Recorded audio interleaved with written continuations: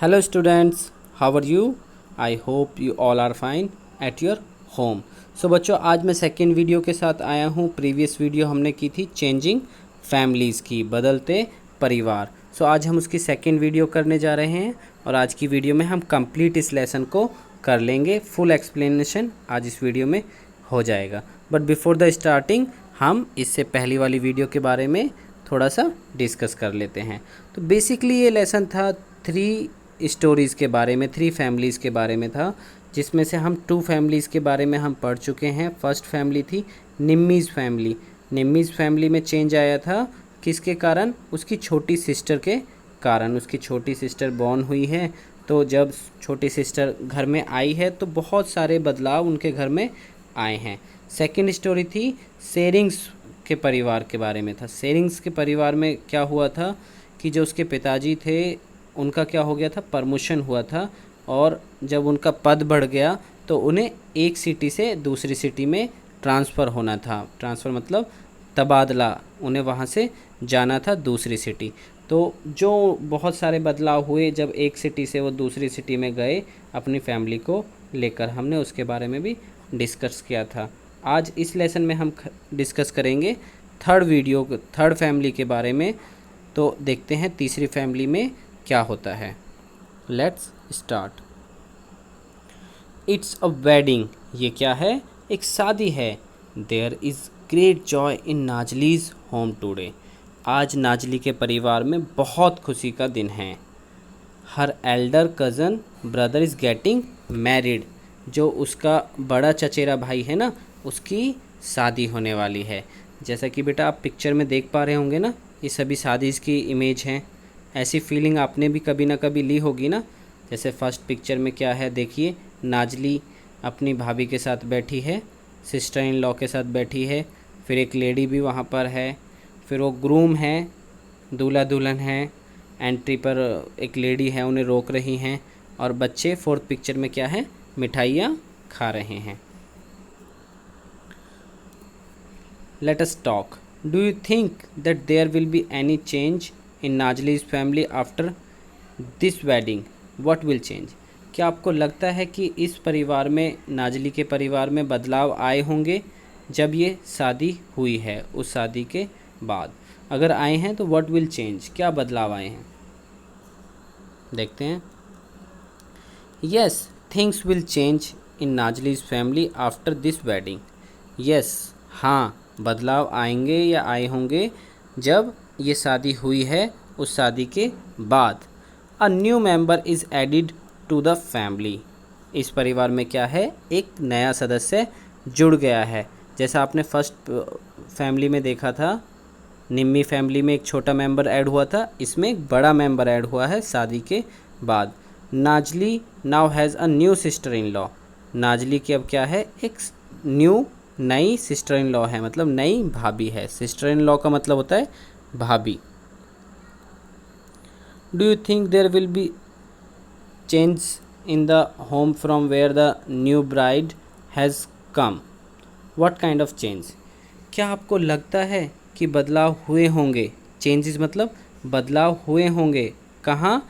जिस घर से दुल्हन आई है, क्या उस घर में भी बदलाव होंगे? इससे पहला क्वेश्चन था नाजली के फैमिली में क्या बदलाव होंगे। ये क्वेश्चन है जहाँ से वो ब्राइड आई है, ब्राइड जिस दुल्हन का जो पहला घर था वहाँ क्या बदलाव होंगे। व्हाट काइंड ऑफ चेंज, वहाँ पर क्या बदलाव हुए होंगे, किस तरह के बदलाव। सो डिस्कस करते हैं। बेटा मैंने पहले भी आपसे कहा है, जो मैं आपको आंसर्स कराता हूँ ये मेरे पॉइंट ऑफ व्यूज़ होते हैं। आप अपने पॉइंट ऑफ व्यूज़ भी अपने आंसर्स में, अपनी बुक्स में लिख सकते हैं। सो यस, डेफिनेटली बदलाव हुए होंगे। There will be change in the home from where the new bride has come. वहाँ पर बदलाव हुए होंगे जिस घर से ब्राइड आई है। ब्राइड मतलब क्या होता है बेटा, दुल्हन। Her family members will miss her a lot at home. उसके घर के जो सदस्य हैं, फैमिली के मेम्बर्स थे, उसके मम्मी पापा दुल्हन के, वो उसको या उसके भाई या बहन या रिलेटिव्स बहुत ज़्यादा मिस कर रहे होंगे, उसे याद कर रहे होंगे। The family should now put more work to compensate what she has doing to her family. अब उसकी फैमिली के सदस्यों को थोड़ा काम ज़्यादा करना पड़ रहा होगा। क्यों? उस घर में जो गर्ल थी, जो दुल्हन बनकर आई है, वो लड़की उस घर में, अपने घर में ज़रूर कुछ ना कुछ काम करती होंगी, लेकिन अब वो उस घर में तो काम नहीं करेंगी क्योंकि वो एक अनदर घर में आ गई हैं। तो जो उस लड़की का काम था वो अब घर के सदस्यों में डिस्ट्रीब्यूट हो जाएगा। कंपनसेट मतलब होता है एक तरह से हर जाना, क्षतिपूर्ति, मतलब उनकी कमियों को पूरा करेंगे उनके घर के सदस्य। तो उसमें क्या है, एक्स्ट्रा टाइम उन्हें देना पड़ेगा। नेक्स्ट चलते हैं। Talk to your mother and aunts in the family. बेटा ये बहुत ही अच्छा चैप्टर है और आपके बहुत ही अच्छे तरीके से सारे कॉन्सेप्ट क्लियर होंगे अगर जैसा जैसा मैं आपसे कह रहा हूँ अगर आप वैसा वैसा करते रहेंगे। तो बेटा आपको क्या करना है, अपनी मम्मी और आंटी जी से बात करनी है, और ज़रूरी ही बात करना।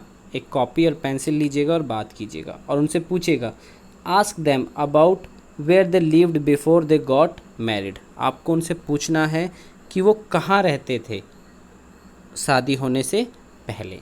सो बेटा आप वही आंसर लिखिएगा जो आपकी मम्मी और आंटी बताती हैं, लेकिन वो कुछ आंसर इस तरह से हो सकता है जैसा मैं आपको बता रहा हूँ इस वीडियो में।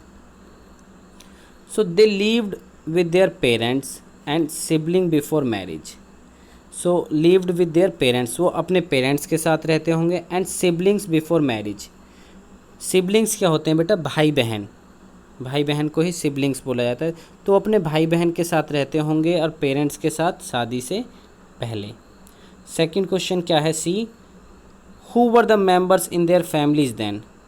उनकी फैमिली में कौन कौन सदस्य थे पहले। सो कौन कौन हो सकते हैं, इन माई मदर्स फैमिली, आप ऐसा ही लिखेंगे ना, मदर्स लिखेंगे या आंटी लिखेंगे आप। सी मतलब आपकी मम्मी, हर मदर उनकी मम्मी जी, हर फादर उनके पापा जी, एंड डैश आप लिख सकते हैं ब्रदर और सिस्टर। लेकिन आप ये चीज़ें बेटा पूछेंगे तभी आप ये आंसर अपनी बुक्स में कीजिएगा। Has anybody in your family been married recently, who. क्या आपके परिवार में किसी की अभी, रिसेंटली मतलब होता है जल्दी या हाल ही में किसी की या जल्दी शादी हुई है। अगर हुई है तो आप लिखिए कौन है वो। आप लिख सकते हैं yes my dash got married recently in my family. अगर हुई है तो आप लिख सकते हैं माई ब्रदर, सिस्टर, अंकल, आप लिख सकते हैं। Next, talk to your classmates and write all about what happens during weddings in their families. आपको बेटा अपने क्लासमेट से बात करनी है और उनसे पूछना है कि जो उनके फैमिलीज़ में वेडिंग होती है उस वेडिंग में क्या क्या होता है, क्योंकि आप अपनी फैमिली के बारे में तो जानते हैं कि आपकी फैमिलीज़ में जो मैरिज होती हैं उनमें क्या क्या चीज़ें होती हैं। सो आपको अपने फ्रेंड के बारे में पूछना है, फ्रेंड के जहाँ वेडिंग होती है उनकी फैमिली में, उसके बारे में पूछना है। मैं फिर आपसे कह रहा हूँ बेटा आप ये आंसर्स तभी कीजिएगा जब आप एक दूसरे से पूछेंगे। अगर आप फ्रेंड से नॉर्मली नहीं पूछ पा रहे हैं तो आप कॉल करके पूछिए, अपने पेरेंट्स की हेल्प भी आप ले सकते हैं। What kind of special food is cooked. So आप अपने फ्रेंड से पूछेंगे कि जो मैरिज होती है उसमें किस तरह का स्पेशल फूड बनाया जाता है। सो मेरा पॉइंट ऑफ व्यू क्या है, a variety of traditional foods was cooked along with sweets during the wedding. अब यहाँ पे दो वर्ड आए हैं जिन्हें आपको समझने में थोड़ी सी प्रॉब्लम होगी। वैरायटी क्या होती है, अलग अलग तरह के आइटम्स। ट्रेडिशनल फूड, ट्रेडिशनल का मतलब होता है बेटा परंपरागत या कल्चर, जिस कल्चर से वो बिलोंग करते हैं उस कल्चर का खाना तो बनता ही है, ठीक है। अलॉन्ग विथ मतलब उसके अलावा क्या बनती है, स्वीट्स बनती हैं ड्यूरिंग द वेडिंग। शादियों में क्या बनती है, स्वीट्स तो मेन पार्ट होता है वेडिंग का। बी क्वेश्चन है, what special clothes do the bride and bride groom wear. Bride मतलब होता है बेटा दुल्हन, फिर से समझ लीजिए, ब्राइड मतलब होता है दुल्हन और ब्राइड ग्रूम मतलब होता है दूल्हा। सो क्या स्पेशल कपड़े दूल्हा और दुल्हन पहनते हैं। सो सब स्टेट्स में अलग अलग क्लोथ्स होते हैं शादी के। सो मैं एक कॉमन आपको बता रहा हूँ, अदरवाइज़ आप पूछकर ही अपने गार्जियन की हेल्प लेकर ही ये लिखेंगे। The bride generally wears a lehenga choli with lot of jewellery. जो दुल्हन होती है वो क्या है, जनरली आमतौर पर क्या पहनती है, लहंगा चोली पहनती है, लॉट ऑफ ज्वेलरी, मतलब सोने के साथ, ज्वेलरी क्या होती है, सोने जवाहरात जो होते हैं उनके साथ पहनती है वो lehenga choli. Whereas the bride groom wears the sherwani and pagdi, जो दूल्हा होता है बेसिकली क्या है, वह शेरवानी पहनता है पगड़ी के साथ। तो ये भी क्या है बेटा, एक कल्चरल चीज़ है, ट्रेडिशनल है, ये डिपेंड करता है, हर स्टेट में अलग अलग चीज़ हो सकती है। तो जहाँ आप हैं उस हिसाब से आप लिख सकते हैं। What kinds of songs and dance are performed at wedding, मतलब किस तरह के गाने बजते हैं, किस तरह का डांस होता है शादी में। आप ये अपने फ्रेंड से पूछ रहे हैं, इस बात को भूलना नहीं है। So traditional as well as modern songs and dance are performed at wedding. So traditional परंपरागत कुछ गाने होते हैं जो शादियों में बजते हैं, एज वेल एज उनके साथ ही मॉडर्न सॉन्ग्स भी बजते हैं जो आजकल चलते हैं, और उन पर क्या किया जाता है, डांस किया जाता है और एन्जॉय किया जाता है। नेक्स्ट देखते हैं, what did you see at the wedding that you attended. अगर आपने कोई वेडिंग अटेंड की है तो आपने क्या देखा बेटा उसमें। Draw some pictures in your notebook, अपनी नोटबुक में क्या है, कुछ पिक्चर्स ड्रॉ करनी है, अपने माइंड में उस वेडिंग को रखना है और कुछ पिक्चर्स ड्रॉ करनी है। Then look at the pictures drawn by your classmates, और आपको अपने क्लासमेट्स वाले बच्चों ने जो बनाई हैं पिक्चर्स, उसको भी आपको देखना है और आपस में डिस्कस करना है। We saw change taking place in the families of Nimmi, Shering and Nazli because of different reason. अलग अलग कारणों से हमने देखा कि निम्मी के परिवार में भी बदलाव हुआ, शेरिंग के परिवार में भी हुआ और नाजली के परिवार में भी हुआ। Write down the reasons for these changes, जो बदलाव हुए, क्या बेटा अब हमें उन बदलाव के कारण लिखने हैं। रीज़न्स मतलब होता है कारण, क्या किन कारणों से वो बदलाव हुए। सो निम्मी की फैमिली में क्यों हुआ था बदलाव बेटा, एक छोटी बच्ची के आने से। So answer, the change happened because of the birth of new baby, they got a new family member, उन्हें एक नया फैमिली मेम्बर मिला, और बदलाव किस कारण आया था, एक छोटी बच्ची के आने से बदलाव आया।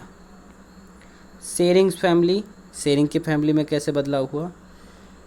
The change happened because her father got a promotion at work and had to shift to a new city. उस घर में बदलाव क्यों आया, उसके पापा के प्रमोशन के कारण, पदोन्नति, प्रमोशन को बोलते हैं पद में उन्नति, पद का बढ़ना, उसके काम में उनका पद बढ़ा था, और वो क्या हुए थे, बदलाव कैसे आया, वो शिफ्ट हुए थे। शिफ्ट मतलब होता है बेटा बदलना, एक जगह से दूसरी जगह शिफ्ट होना, तो वो नई सिटी में गए थे, तो उस कारण उनकी फैमिली में चेंजेस आया था। In Nazli's family the change happened because her elder cousin brother got married, a new bride came to Nazli's family. So उसमें आया था कि जो उसका चचेरा भाई था, बड़ा चचेरा भाई, उसकी शादी हुई, और शादी होने से क्या हुआ, एक नई ब्राइड मतलब एक नई दुल्हन उनके घर में आई। There can be many reasons for change in families, can you think of some more reasons. बेटा बहुत सारे रीजन्स होते हैं फैमिली में चेंजेस के जो कारण बनते हैं। कैन यू थिंक, क्या आप बता सकते हैं, सम मोर रीजन्स, क्या आप कुछ और रीजन्स बता सकते हैं। सो आप बेटा बहुत सारे रीजन्स बता सकते हैं, सोच सकते हैं, लेकिन मैं कुछ जो आंसर दे रहा हूँ वो मेरे पॉइंट ऑफ व्यू है, आप अपने पॉइंट ऑफ व्यू से लिख लीजिएगा। Change in a family can be due to these reasons, इन रीजन्स के कारण बदलाव हो सकते हैं फैमिली में। Leaving of a family member for higher education, आपके घर में या रिलेटिव्स में क्या बदलाव देखा गया होगा आपने कभी ना कभी, कि हायर एजुकेशन मतलब ज़्यादा एजुकेशन पाने के लिए फैमिली के जो मेंबर्स हैं वो अपना घर छोड़ते हैं। ऐसा होता है कि बेटा जहां आप रह रहे हैं क्या पता उस जगह पर अच्छी फैसिलिटीज़ स्टडी की हैं या नहीं हैं। सो क्या होता है, अच्छी स्टडी के लिए एक प्लेस से दूसरे प्लेस जाते हैं लोग, तो उस फैमिली में क्या आता है, बदलाव आता है, चेंज होता है। Transfer of a relative who might come to live with the family, ऐसा हो सकता है किसी का आपके रिलेटिव्स का ट्रांसफ़र हुआ है और वो आप लोगों के साथ रह सकता है, ठीक है ना। सो उस कारण बदलाव हो सकता है, या जब ट्रांसफ़र होता है जैसा कि आपने देखा था शेयरिंग के फैमिली के बारे में। या एक ये थोड़ा सा नेगेटिव पॉइंट भी होता है फैमिलीज़ में, death of a family member. जब कोई घर का सदस्य हमारी डेथ हो जाती है, गुजर जाता है, मर जाता है, तो उसके कारण भी फैमिलीज़ में बहुत ज़्यादा बदलाव होते हैं। 3 बदलाव तो हमने देख ही लिए थे, ट्रांसफ़र होने पर, या नए बच्चे के आने से, या शादी होने के बाद। उसके अलावा ये 3 पॉइंट्स और हैं, आप इनके अलावा भी कुछ पॉइंट्स लिख सकते हैं। नेक्स्ट देखते हैं, टॉक टू 3 ओल्ड पीपल। आपको बात करनी है 3 बूढ़े लोगों से। 1 फ्रॉम योर फैमिली, जो एक आपकी फैमिली से होगा। 1 फ्रॉम योर फ्रेंड्स फैमिली, एक आपके दोस्त की फैमिली से होगा। And 1 from a family in your neighbourhood, एक आपके पड़ोसी के फैमिली से होगा। सो देखो यहाँ पे कॉलम बना हुआ है, your family, friends family, neighbours family. Question है, सिंस हाउ मैनी ईयर्स, आपको बेटा कुछ पूछना है उनसे, ठीक है। Since how many years has your family been staying here. आप उनसे ये क्वेश्चन पूछेंगे कि वो लोग कितने सालों से रह रहे हैं, जहाँ वो रह रहे हैं कितने सालों से रह रहे हैं। सो वो आप लिख सकते हैं डैश ईयर्स, 5, 6, 7, 8, 9, 10, 20, 30, 40, 50 जो भी है आप लिख लीजिएगा। योर फैमिली में भी लिखना है, फ्रेंड्स फैमिली के बारे में भी पूछना है, और नेबर्स फैमिली के बारे में भी पूछना है। सेकंड क्वेश्चन है, where did your family live before coming here. आप उनसे पूछ सकते हैं, जब वो जैसे एग्जाम्पल के तौर पे उन्होंने फर्स्ट वाले कॉलम में बोल दिया कि वो 10 ईयर्स पहले यहाँ आए थे, तो सेकंड क्वेश्चन आप पूछेंगे कि वो 10 ईयर पहले कहाँ रहते थे, तो आप वहाँ क्या लिखेंगे, write place here. Third question है, how many members are there in your family today. आप उनसे पूछेंगे कि उनकी फैमिली में कितने लोग हैं इस समय, ठीक है। और उससे पहला नेक्स्ट क्वेश्चन, नेक्स्ट क्या है, how many members were there in your family 10 years ago. आज कितने हैं, थर्ड वाला क्वेश्चन बताता है आज कितने हैं, और 10 ईयर्स एगो 10 साल पहले कितने थे। तो ये तीनों में ही आपको लिखना है, योर फैमिली, अपनी फैमिली, फ्रेंड्स फैमिली, दोस्त की फैमिली में जो ओल्ड मेंबर है उससे पूछना है, नेबर्स फैमिली से भी आपको पूछना है। नेक्स्ट क्वेश्चन है, what were the reasons for the change in your family in the last 10 years. आपको पूछना है कि 10 ईयर में उनके घर में क्या कारणों से बदलाव आए हैं, छोटा बच्चा होने से, शादी होने से, ट्रांसफ़र होने से, या कोई भी कारण है आप उनसे पूछेंगे, और तीनों कॉलम्स में आपको लिखना है। नेक्स्ट क्वेश्चन है, how do you feel about all these changes. आप उनसे पूछेंगे कि जो चेंजेस हुए हैं उन चेंजेस के बारे में उनकी क्या फीलिंग्स है, तो उन फीलिंग्स को आपको लिखना है। नेक्स्ट क्वेश्चन है, what problems do you face with changes in technology. बेटा जैसे टाइम चेंज होता है तो टेक्नोलॉजी भी चेंज होती है, तो उनसे पूछा गया है कि जो टेक्नोलॉजी में चेंजेस आया है उससे क्या उन्हें बदलाव मिले हैं। तो ये मेरे कुछ पॉइंट है बेटा, आप अपने पॉइंट जो आप उनसे पूछेंगे तभी आप लिखिएगा। सो मेरा फर्स्ट पॉइंट है, interaction among the family got reduce. जैसे जैसे धीरे धीरे टेक्नोलॉजी बढ़ रही है, इंटरेक्शन होता है बातचीत, एक दूसरे से बातचीतें अब क्या होने लगी हैं, बहुत कम होने लगी हैं।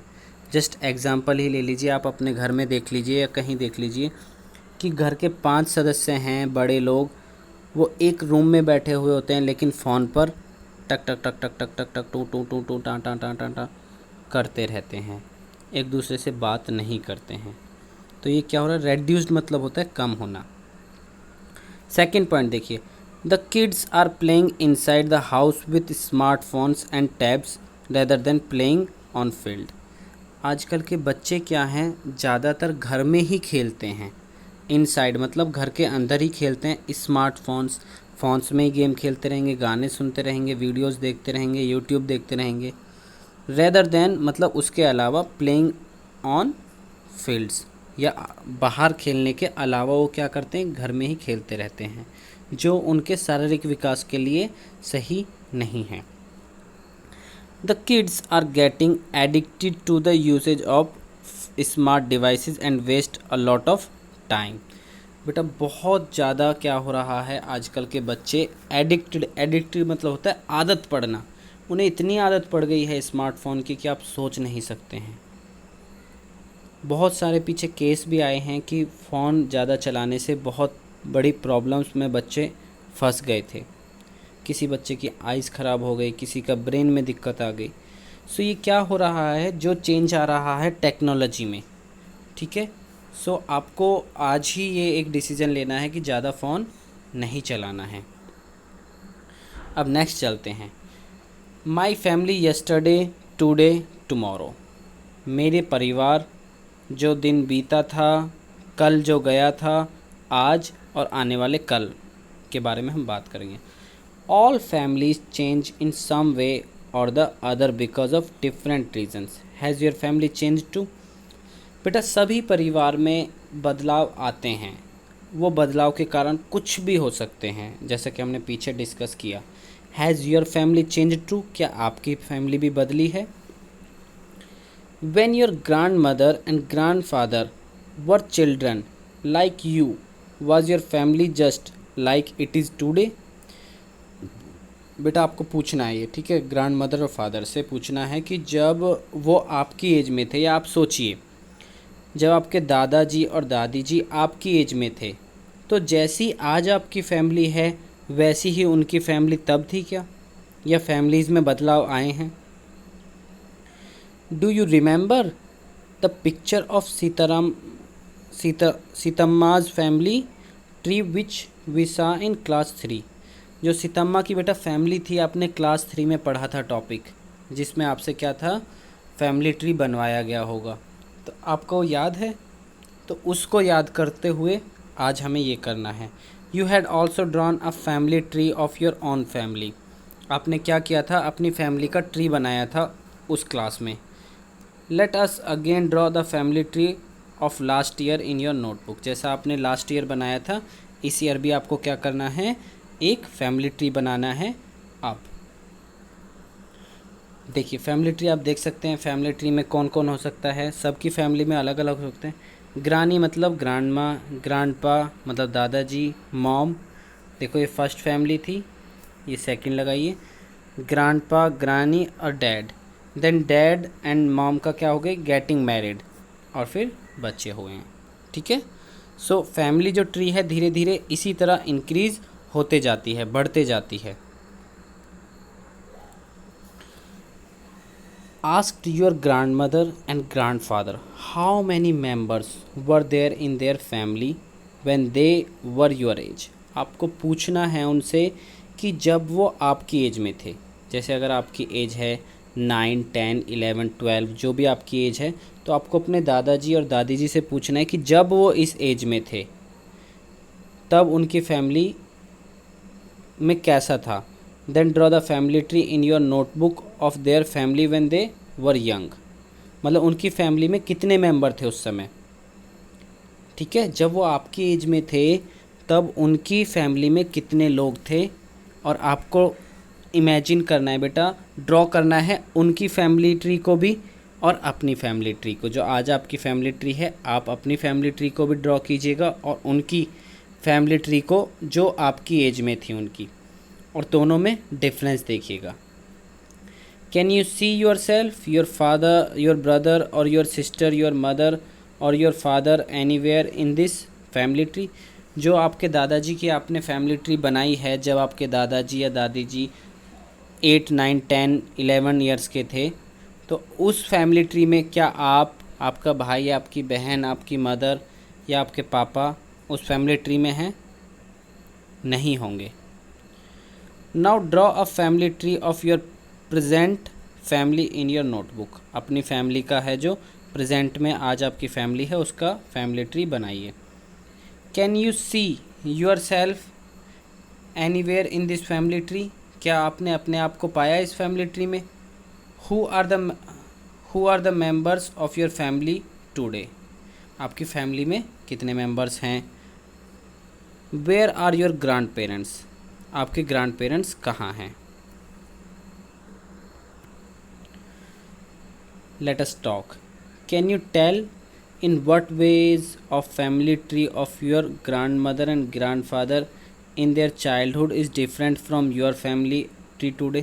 जैसा कि बेटा मैंने आपसे पहले ही डिस्कस किया था कि आपको अपने ग्रैंड पेरेंट्स की जो जब उनकी एज थी 8 9 10 11 12 ईयर्स की, जो उनका फैमिली ट्री बना उस टाइम का और आज का, क्या उसमें आपने कुछ डिफरेंट पाया तो क्या पाया, आप डिस्कस कीजिए अपने घर में ज़रूर।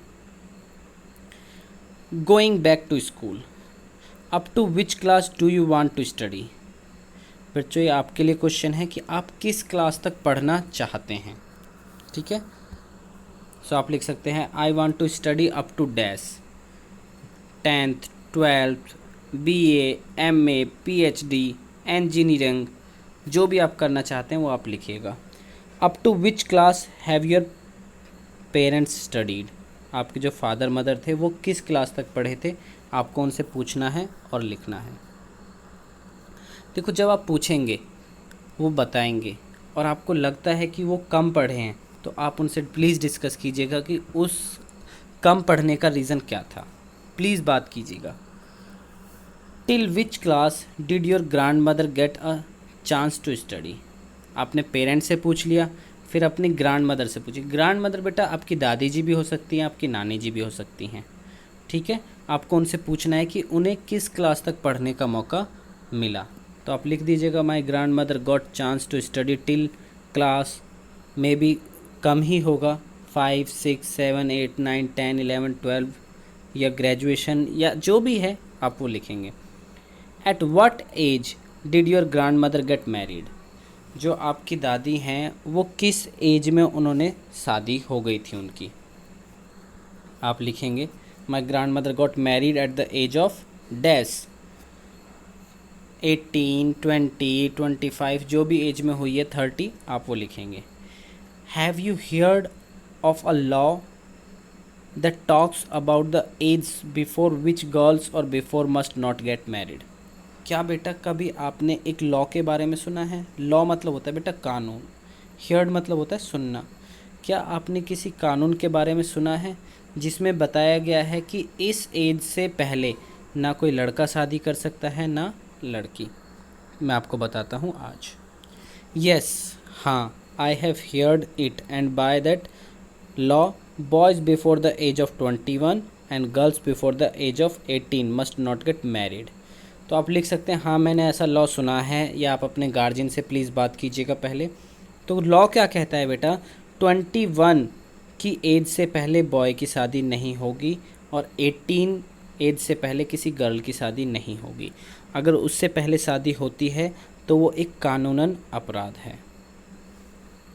Next, there are many girls who get married before they are 18 years old, बहुत सारी लड़कियां होती हैं जिनकी शादी before they are 18 years old, जिनकी शादी 18 साल की उम्र से पहले हो जाती है, 18 ईयर से पहले हो जाती है। Many of them have to even leave school, बहुत सारी उनमें से होती हैं जिन्हें लीव स्कूल, लीव मतलब ये छुट्टी वाला लीव नहीं है, लीव स्कूल मतलब छोड़ना पड़ता है अपना school. There are many true stories of girl like Sushila of Rangareddy district, बहुत सारी ट्रू स्टोरीज़ हैं। ट्रू स्टोरीज़ मतलब सच्ची कहानियाँ, बेटा लड़कियों के बारे में बहुत सारी ऐसी सच्ची कहानियाँ हैं जिसमें से आपको बताया जा रहा है एक सुशीला। सुशीला कहाँ, रंगारेड्डी डिस्ट्रिक्ट। अब रंगारेड्डी डिस्ट्रिक्ट कहाँ है बेटा, रंगारेड्डी डिस्ट्रिक्ट है तेलंगाना। तेलंगाना एक स्टेट है भारत की जिसकी कैपिटल क्या है, हैदराबाद, उसका ही एक डिस्ट्रिक्ट है रंगारेड्डी। ठीक है, who are going back to school, जो दोबारा स्कूल जाना चाहती है। She also got the help of the panchayat, panchayat क्या होती है बेटा, एक डिस्ट्रिक्ट का एक छोटा सा कानून समझिए। ठीक है, कुछ लोगों का ग्रुप्स जो सही डिसीजन लेने में हेल्प करता है या उस जगह का काम करवाए जाते हैं उस ग्रुप के द्वारा। सो जो पंचायत था उसने भी उस गर्ल की हेल्प की। The panchayat said that young children should play and study and not be married of. मतलब पंचायत ने क्या कहा कि छोटे बच्चों को, यंग चिल्ड्रन को क्या करना चाहिए, प्ले खेलना चाहिए, स्टडी पढ़ाई करनी चाहिए, नॉट बी मैरिड ऑफ शादी नहीं करनी चाहिए। A group of people of Andhra Pradesh. अब देखो यहाँ पे आंध्र प्रदेश आया है, लेकिन मैंने तो तेलंगाना बताया था। आंध्र प्रदेश क्यों आया? क्योंकि ये बुक पहले पब्लिश्ड हो चुकी है। बेटा पहले आंध्र प्रदेश जो राज्य था ना, उसकी कैपिटल क्या थी? हैदराबाद थी। लेकिन आंध्र प्रदेश से कुछ साल पहले ही क्या है, आंध्र प्रदेश को 2 भागों में बांट दिया गया। ठीक है, जैसे सोचो आंध्र प्रदेश ये था, ठीक है, उसको 2 भागों में बांट दिया गया। जस्ट एग्जांपल, आंध्र प्रदेश ये था, उसको 2 भागों में बांट दिया गया। एक का नाम रख दिया आंध्र प्रदेश और एक का नाम रख दिया तेलंगाना। लेकिन दोनों की कैपिटल क्या है? हैदराबाद ही कैपिटल है उनकी। वो बहुत सारे रीजंस थे, जब आप धीरे धीरे बड़े होंगे तब आपको रीजंस बताए जाएंगे कि किन रीजन से उन स्टेटों को 2 भागों में बांटा गया। सो आप देख रहे हैं, Andhra Pradesh holds special camps to help married girls to go back to school.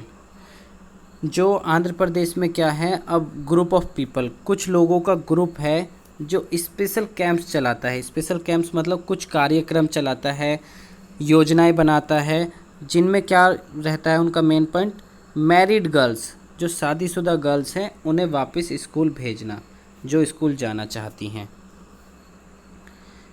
जंगम्मा and Chitti से we would like to study and stand on our own feet. 2 girl हैं, वो क्या कह रही हैं कि हम पढ़ाई करना चाहते हैं और अपने पैरों पर खड़ा होना चाहते हैं। फाइंड आउट एंड राइट, आपको बेटा ढूंढना है और लिखना है। Are there any such children in your neighbourhood who had drop out the school. आपके आस पड़ोस में क्या कोई ऐसा बच्चा है जो स्कूल जिसने छोड़ दिया है? Do they want to go and back to school, क्या वो वापस स्कूल जाना चाहता है?